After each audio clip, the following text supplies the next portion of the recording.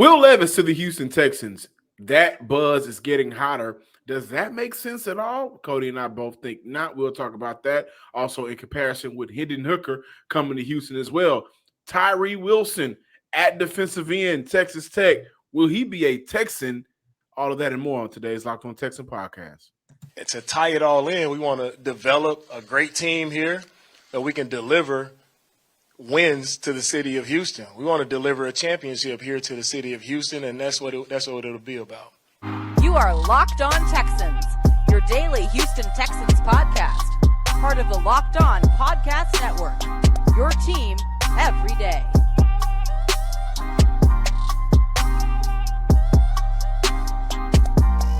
Welcome, everybody, to a Wednesday episode of the Locked On Texan podcast, a part of the Locked On Podcast Network, your team every day. I'm John, some sports guy Hickman. Of course, I'm joined by Texans and Houston Rockets credential media member, along with being one of the best writers for Sports Illustrated, covering the Houston Texans. Oh, thanks, man. Cody Davis. And make sure you guys are subscribed to the Locked On Texan podcast on YouTube and, of course, all of the major podcasting platforms.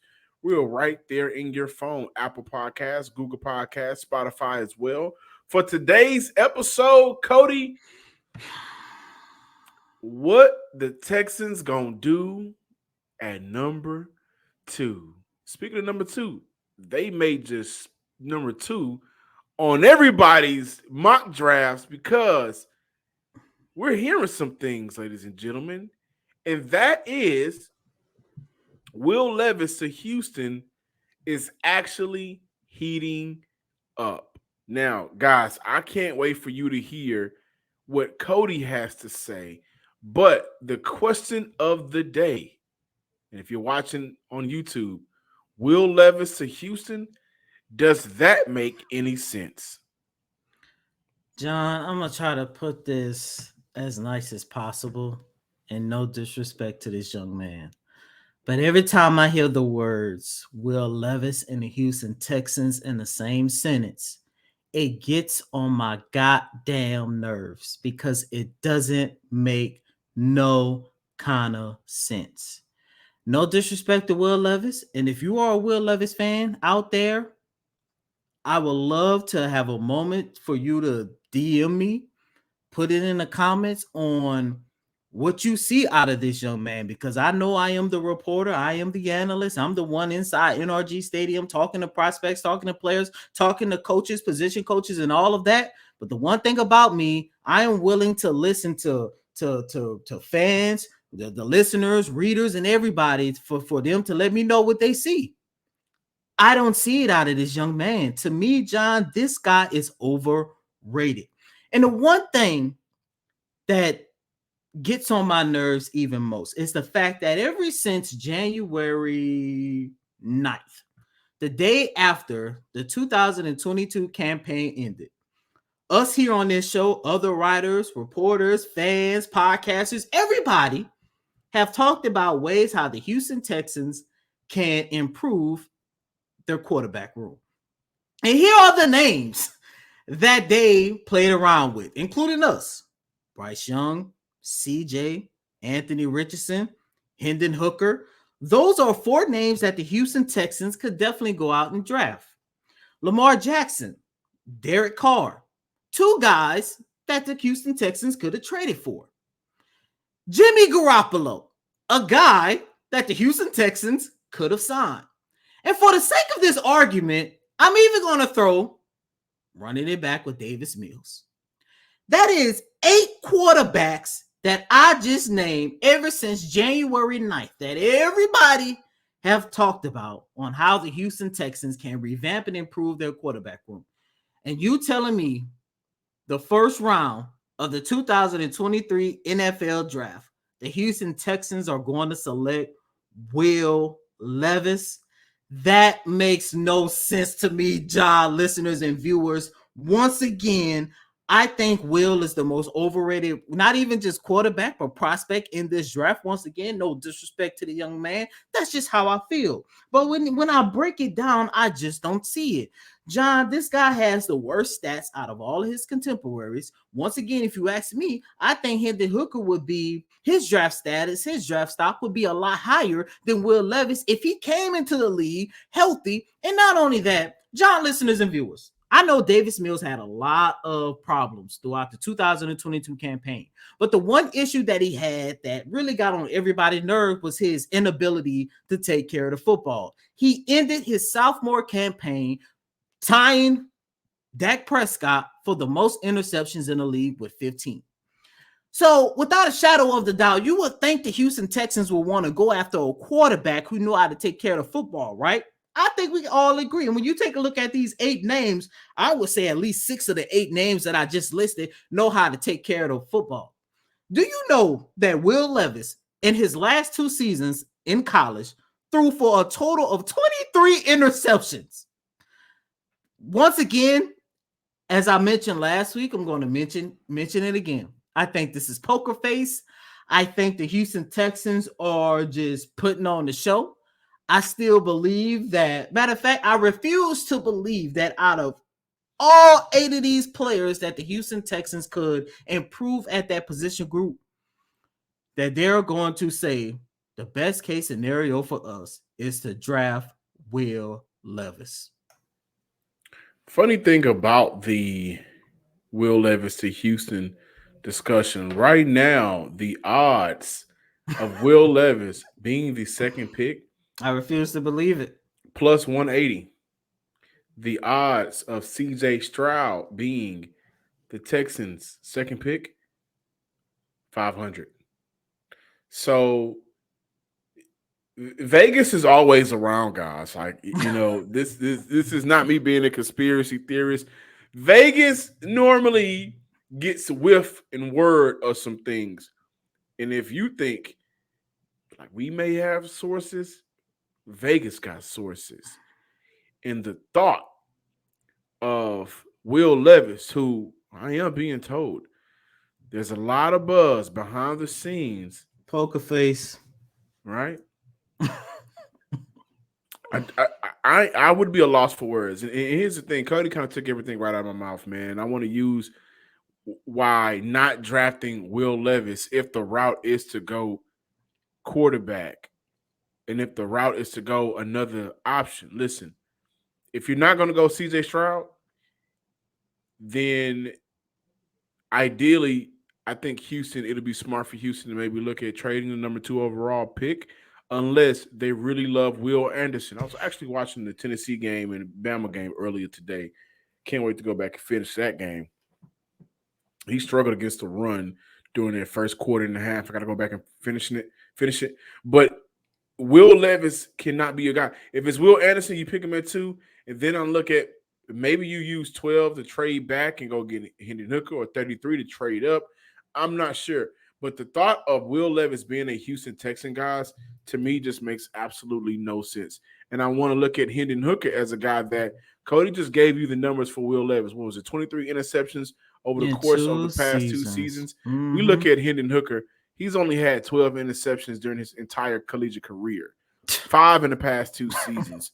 Overall, he's had 58 TDs compared to 5 interceptions over the past 2 seasons.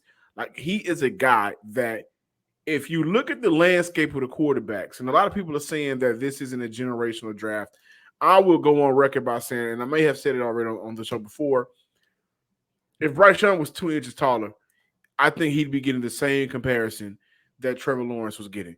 That is how good of a quarterback I think Bryce Young is. And if you guys go back and look at Bryce Young, I think like the second receiver in terms of yards was Jahmyr Gibbs for Alabama. That's a running back.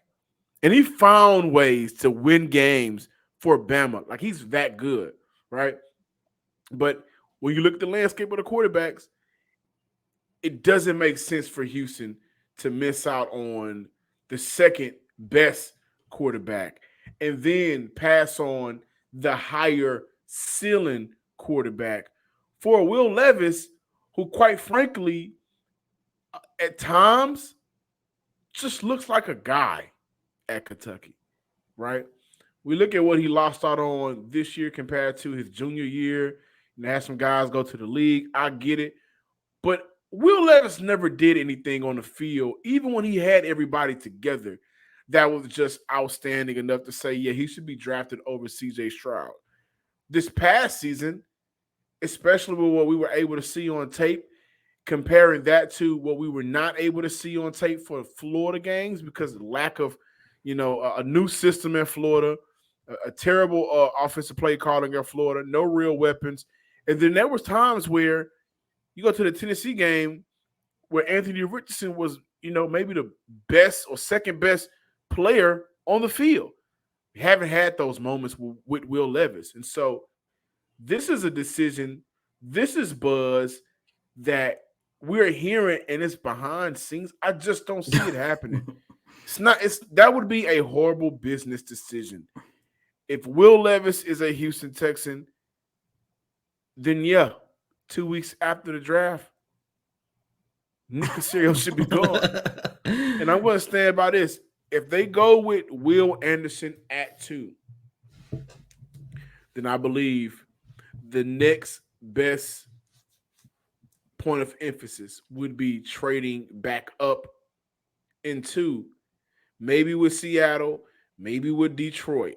Those are 2 teams that has their quarterbacks, and those are 2 teams that are a couple of pieces away. So you'll give them the 12th overall pick, maybe a first for next year. We'll see how that works out in terms of idealistic, what's the best, in terms of action. But you trade back up and you swing for the fences with Anthony Richardson. I don't see anything spectacular that makes me believe Will Levis, a guy that struggled with turnovers. This is a team under Bobby Slowick and Shane Day and Bill Lace. I don't know how turnovers are going to fit into what they want to do offensively. And it's not like the film is there. Will Levis has played some bad football. It's a big part of the reason why he had to transfer from Penn State. Go off to Canada, I believe, and go get a quarterback coach to work on his mechanics. Doesn't have really good mechanics. All I see is a big arm. But a big arm means nothing if you ain't hitting the target, right? Like everybody buying these, different type of guns. That's nice. But what are you going to do when you have to actually hit a target? And that's what I see out of Will Levis, guys. And I hate to take this opportunity to crap on him. I think that Hendon Hooker is a better option, right? I think that Anthony Richardson is a better option. And I think if Houston drafts Will Levis in the first round, because I don't think Will Levis should be a first-round quarterback, they made a huge mistake. 3, 2, 1. Grand slams, no-hitters, double plays are back. There's no better place to get in on the MLB action than FanDuel, America's #1 sports book. Right now, new customers can step up to the plate with a no-sweat first bet up to $1,000. Just go to FanDuel.com/locked-on, sign up, place your first bet, and get $1,000 back in bonus bets if you don't win. You can bet on things like will Aaron Judge hit a home run tonight? Will a pitcher go over the strikeouts? Things like that, all available. FanDuel.com. Don't miss your chance to get the no-sweat first bet up to $1,000 when you join FanDuel today. FanDuel is the official partner of Major League Baseball. Welcome back in, ladies and gentlemen, to this Wednesday installment of Locked On Texans. And ever since Nick Caserio told our brother, Mr. Brandon K. Scott from Sports Radio 610, that they are open to listening to trade calls for the #2 overall pick, of course, everybody is like, oh my God, what does that mean? Will the Houston Texans trade out a #2, especially considering that this is an organization who is kind of going to defer from drafting CJ?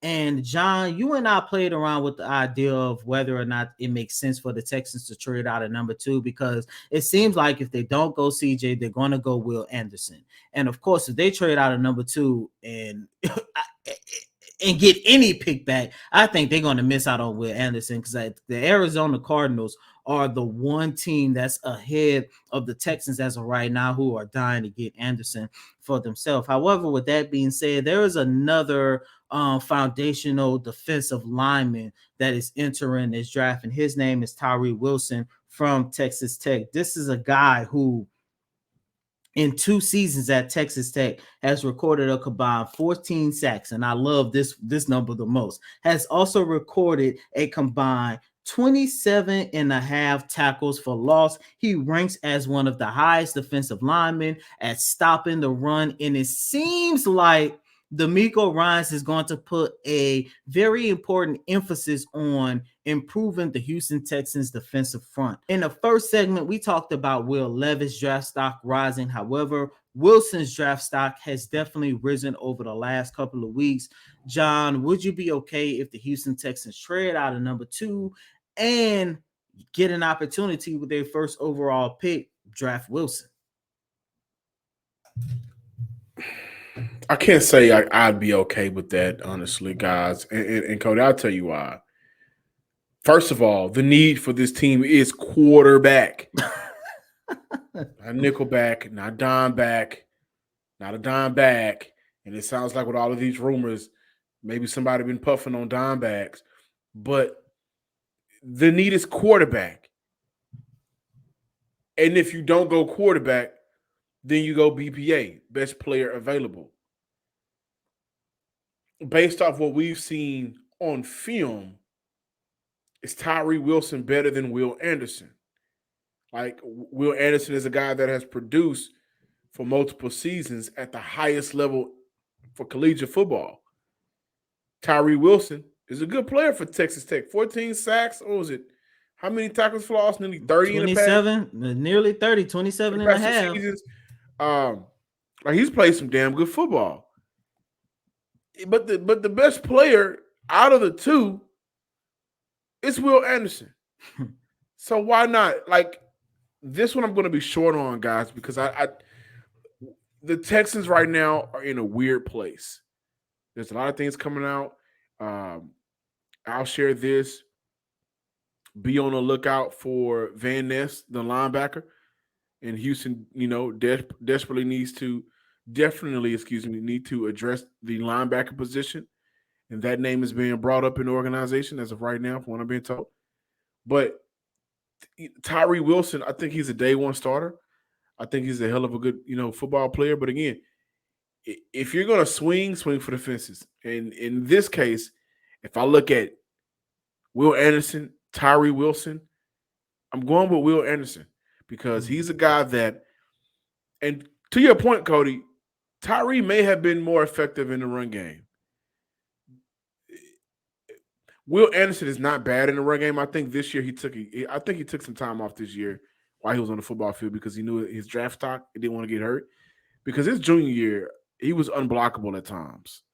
Sometimes this past year, he was unblockable. What I'm getting at is it has to be Anderson if it's not the quarterback that you're searching for.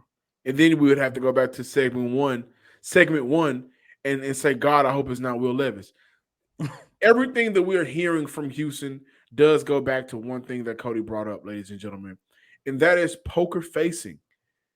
Because everything Houston has gone through, are we supposed to believe that they're not going to draft the best players available when they have an opportunity to draft the best player available? This isn't pick 33. Hell, this isn't pick 12. This is pick 2. And if it ain't the best player, the overall best player, then you get the second best player. So we're hearing talks of Will Levis, Tyree Wilson. Nobody has those guys graded, ranked as the better players. Yeah, you got to do an eye test. Yeah, you got to see, how productive they was. And that's why I take Will Levis right out of that. It just doesn't make sense right now. And again, Tyree Wilson is a guy that I think can be more effective day one than I think Will Levis can. But you don't stay at 2 and draft Tyree Wilson. If you trade back from 2 and Will Anderson is no longer available, then I think you go best player available. And depending on where the Texans land, do I think Tyree Wilson would be the best player available at that time? I still say no. We haven't done this too much on this show, but there are people who are drawing the comparison between Wilson and Anderson, similar to the comparison that we had last year that we talked a lot on this show, and that is the battle between Sauce Gardner and Derek Stingley I Jr. would even go far as back, and maybe not to the same magnitude, but Jadeveon Clowney and Khalil Mack. I think they were in the same draft class. Two DNs, two freaks of natures. One maybe more natural DN, more of a stand-up 3-4, but same comparison. Yeah, it is. I'm saying Houston got it wrong that go round. Yeah, well, yeah, unfortunately, but they're making that comparison because you got two guys who are basically at the top at their position group, and they are separating them between generational talent and just being just a damn good talent. And I still think it's too early to say that Derek Stingley got the shorter hand of the stick and the New York Jets came away victorious, because I think we all can agree that Derek Stingley, especially in my opinion, did put out a solid, good rookie season, but he was playing in the wrong system. Everybody know the story. I think with the whole Anderson Wilson approach, I don't like it because Will Anderson is the better player without a shadow of a doubt. And not only that, if D'Amico Ryans had an opportunity to choose between Anderson or Wilson, he's definitely going to pick Anderson, because the one thing that Anderson is not going to have is to be in the wrong system like Derek Stingley Jr. was last year. Because so good and well that D'Amico Ryans is going to put together a defensive scheme that's going to play up to the best attribute of Anderson and Wilson. And once again, if I'm looking at both of these guys, Anderson is definitely the best player. Welcome back in, Locked On Texan listeners and viewers. Before we close out today's show, a bunch of conversations that we've been having the last couple of days. Not too much craziness. The only craziness that we're getting is just the Will Levis is crazy. It is crazy. How you gonna pass up on CJ? That's crazy within itself. Yeah. I wouldn't pass on Jalen Carter for Will Levis. I'm gonna be honest with you, and I still think Jalen Carter is going to be a good player at the NFL level. Just got to work out some things in his personal life, and I think that he does have opportunity to do so. But will the Houston Texans repeat the bad decisions that they've made in the NFL draft in the past 21 years? Now, I don't even want to bring up 2006 because I know that is the one that everybody loves to go back to, including my co-host here, Cody. But you got the draft where you drafted, you drafted Amobi Okoye over the likes of Darrelle Revis, the Khalil Mack Clowney draft where you could have had an all-pro at two-position player, Khalil Mack. You got the Kevin and a Johnson. quarterback. And a quarterback. I mean, which I don't think, I'm sorry to cut you off, but I don't think Derek Carr would have been the first overall pick. But, I mean, you had, two more? They drafted two more times before Derek Carr, if I'm not mistaken, and you still didn't. Carr was a second rounder, wasn't he? Yeah. And I think they had either one more pick. I know they had another pick before Carr. Yeah. Because he talked about it. So I'm just saying. Had the opportunity to draft Marcus Peters, but you went with Kevin Johnson, and Kevin Johnson never played any type of meaningful football for the Houston Texans. I will go as far as recently. You can still look at Ross Blacklock over Jonathan Taylor, Nico Collins over Amon St. Raw. Did I say his name right? The wide receiver from Detroit. He was drafted in the fourth. Houston traded up to the third to go get Nico Collins. And those are late round picks. We're mainly discussing what Houston could do in the first round with 2 and 12, but this is an opportunity, man, for them to just do the right thing. And fans have PTSD, you can tell, because they're buying into a lot of these narratives. But a lot of these narratives are not the smart thing to do. Now, if CJ is not your guy at quarterback, we have to understand and trust that You never want to overdraft on a quarterback. If that's not your guy, that's not your guy. But passing up on Will Anderson for Will Levis, um, Anthony Richardson, Bijan Robinson. Like, there's so many better players that I think can come out and be effective for this team day one than Will Levis. And Houston has had a track record, not necessarily in the first round. Houston has hit the Andre Johnson, DeAndre Hopkins, trading up for Deshaun Watson, J.J. Watt, Dwayne Brown. Like, they've made some great first round picks. But they've made some bad ones. Will history repeat itself? Ladies and gentlemen, I normally take the negative route. I'm going to say no. Houston makes smart decisions in this draft, particularly in the first round. But to me, John, it wouldn't even be a sign of them just screwing up another draft. It would just be this franchise just not making smart decisions in general. Because I still find it hard to believe that we are in this position to begin with. Like, it still doesn't make no type of sense. Like, a lot of the bad decisions that the Houston Texans have made over the course of several years is part of the reason why they're in this position today, i.e., trading D Hop for nothing.